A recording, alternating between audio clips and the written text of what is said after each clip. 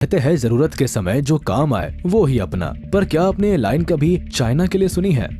जवाब हमें पता है, पर सोचने वाली बात यह है कि चाइना लोन तो किसी देश के मांगने पर ही देता है, फिर भी आखिर में ये दुनिया के लिए विलेन क्यों बन जाता है? अब इस एक सवाल के कई जवाब है। लोन देना तो ठीक है, पर देने के बाद आई एम द बॉस वाला चाइना का एटीट्यूड दुनिया को अनएक्सेप्टेबल है। शायद तभी अधिकतर लोग कहते हैं कि कुछ भी हो जाए पर चाइना से लोन कभी मत लेना। पर चाइना लोन देने के बाद ऐसा करता क्या है, या ये ऐसी किस स्ट्रैटेजी को फॉलो करता है कि बोरोइंग कंट्री इसे लौटाना तो दूर बल्कि इसी में फंस के रह जाती है? ये जानना बेशक इंटरेस्टिंग है, तो चलिए जानते हैं कि आखिर किस तरह चाइना देशों को अपने कर्ज के जाल में फंसाता है। आप लोगों ने कभी क्रेडिट कार्ड यूज किया है क्या? अगर किया है तो शायद आप चाइना के कर्ज जाल में फंसाने की स्ट्रैटेजी को ज्यादा अच्छे से समझ पाए। अगर नहीं किया तो हम बताते हैं। जैसे आपको क्रेडिट कार्ड एक टाइम पीरियड के लिए लोन देता है, और अगर आप उस टाइम पीरियड में लोन न चुका पाए तो दुनिया का सबसे ज्यादा इंटरेस्ट वो आप पर थोप देता है, जिससे एक कर्ज में डूबे इंसान के लिए चुकाना बहुत मुश्किल है। बस इसी तरह चाइना भी किसी हीरो स्टाइल में जरूरतमंद देशों की लोन देकर मदद करता है, और जब वो इसे वापस करने में असफल हो जाते हैं तब ये खेलता है अपना मास्टर कार्ड, यानी डेब्ट ट्रैप। बट डेब्ट ट्रैप की परफेक्ट डेफिनेशन है क्या, और बाकी देश चाइना से लोन लेते ही क्यों है? जब ये ऐसा करता है तो हमारे भी माइंड में सेम क्वेश्चन आया, जिसका जवाब ढूंढते ढूंढते हमें जो आंसर मिला वो काफी शॉकिंग था। अब कहते हैं किसी भी देश या इंसान को दो चीजों से गुलाम बनाया जा सकता है, एक तो बंदूक की नोक पर और दूसरा कर्ज के बोझ में डुबाकर। तो चाइना ने सेकंड वाला रूल फॉलो किया, जिसमें पहले ये किसी प्रोडक्ट की तरह ही अपने लोन के फायदे गिना के जरूरतमंद देश को बेच देता है, और फिर जब वो इस लोन को चुका नहीं पाते तब ये स्टार्ट करता है अपना डेब्ट ट्रैप का सिलसिला, जिसमें ये बोरोइंग कंट्री से पैसों के बदले उनकी जमीन के कुछ पार्ट पर अपना हक मांगते हैं या उनसे कुछ खरीदते हैं, जिसके बाद कर्जदार देश के हाथ से धीरे धीरे सिचुएशन सरकने लगती है। चाइना इन देशों को डोमिनेट करना शुरू कर देता है, जिससे धीरे धीरे डायरेक्टली और इनडायरेक्टली चाइना का इन पर राज चलने लगता है। चाइना की ये स्ट्रैटेजी अधिकतर हालातों से मारे देशों पर ज्यादा कारगर होती है, क्योंकि ये देश अपने देश की स्थिति को सुधारने के लिए जो लोन लेते हैं वो ना ये चुका पाते हैं और ना चाइना की सुपर पावर के सामने कोई कदम उठा पाते हैं। आपको बता दे कि कई देश इसके जाल में इसलिए भी फंसते चले जाते हैं क्योंकि लोन देते समय चाइना बोरोइंग कंट्री से जो अग्रीमेंट या पॉलिसीज पर साइन कराता है वो बेहद खतरनाक और डोमिनेटिंग है। जैसे 30% कॉन्ट्रैक्ट्स में ऐसा कहा गया है कि बोरोइंग देश को एक सोशल अकाउंट मेंटेन करना होगा, और वो किस बैंक में होना चाहिए ये चाइना डिसाइड करेगा।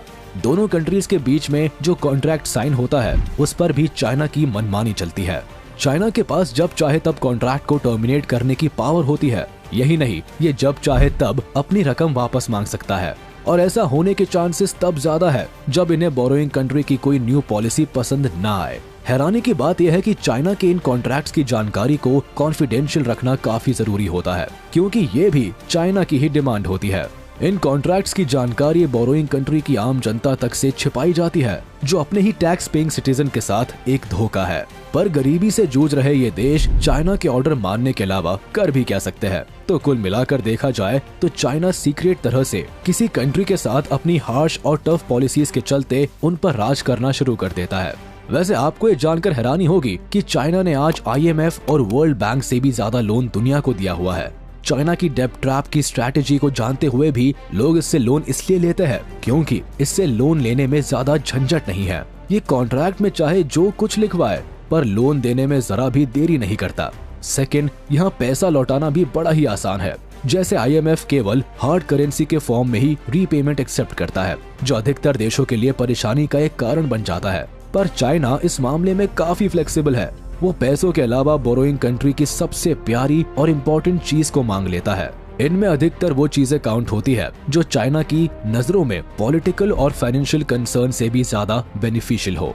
एग्जाम्पल के तौर पर आप श्रीलंका का हम्बनटोटा पोर्ट ही ले लीजिए, जो श्रीलंका को कर्ज ना चुका पाने के कारण से 99 ईयर्स के लिए चाइना को लीज पर देना पड़ा। अब कम से कम 99 साल तक तो चाइना इस पोर्ट पर कुछ भी कर सकता है, इवन चाहे तो अपना नेवल बेस भी बना सकता है। चाइना ने आज दुनिया के लोन प्रोवाइड कराने वाली सभी ऑर्गेनाइजेशंस को फेल कर दिया है। ये वर्ल्ड बैंक, IMF और OECD के सभी लोन्स के कंबाइंड लैंडिंग अमाउंट से भी ज्यादा लोन दुनिया को दे चुका है। लोन लेने वाले देशों में कई नाम है, पर श्रीलंका, नेपाल और पाकिस्तान सबसे ज्यादा पॉपुलर है। इवन श्रीलंका की बर्बादी के पीछे कहीं न कहीं चाइना को ही जिम्मेदार ठहराया गया है। वैसे आपने चाइना की एक चीज नोटिस की है क्या? चाइना भारत के आसपास वाले सभी देशों को तो जरूर लोन दे रहा है। इसने भारत के सभी पड़ोसी देशों को अपने डेब्ट ट्रैप में फंसाया हुआ है, जिसमें म्यांमार, नेपाल, बांग्लादेश, पाकिस्तान और श्रीलंका आते हैं। सोचने वाली बात यह है कि चाइना को इन कंट्रीज को लोन देने के पीछे केवल उन्हें डोमिनेट करना है या निशाना कहीं और है। आपको अगर याद हो तो अभी हाल ही में चाइना हम्बानटोटा पोर्ट पर अपना एक जहाज लाना चाहता था, जिस पर भारत ने ऐतराज जताया था। वो भी इसलिए क्योंकि इस जहाज को जासूस जहाज का नाम मिला हुआ है, और अगर ये भारत के साउथ में आकर बैठता तो इससे सीधे सीधे भारत की खुफिया जानकारी और एजेंसीज को खतरा था। अब चाइना केवल भारत के पड़ोसी देश के आसपास ही नहीं बल्कि पूरी दुनिया में अपने प्रोजेक्ट्स और डेब्ट ट्रैप की स्ट्रेटेजी के चलते अपनी पावर बढ़ा रहा है। इसकी चाल सभी को समझ आती है, पर चाहकर भी कोई कुछ नहीं कर पाता। दूसरे देश छोड़िए, चाइना के तो खुद के लोग अपनी सरकार के डिक्टेटर बिहेवियर से परेशान है। चाइना में फ्रीडम ऑफ प्रेस भी जीरो है, जनता के राइट्स की भी कोई वैल्यू नहीं है। शायद तभी यहाँ कभी किसी आंदोलन की न्यूज वायरल नहीं होती है। आज जिस तरह इसका राज धीरे धीरे पहले छोटे और फिर बड़े देशों पर चल रहा है, वो काफी चिंता की बात है। आज भले ही चाइना अपने आई एम द बॉस के एटीट्यूड के साथ तेजी से आगे क्यों ना बढ़ रहा हो, पर दुनिया इतनी भी बेवकूफ नहीं है। दुनिया भर के सभी बड़े देशों की बराबर नजर चाइना के कारनामों पर रहती है। तो आज के लिए बस इतना ही। वैसे आप चाइना के डेब्ट ट्रैप डिप्लोमेसी के बारे में क्या कहना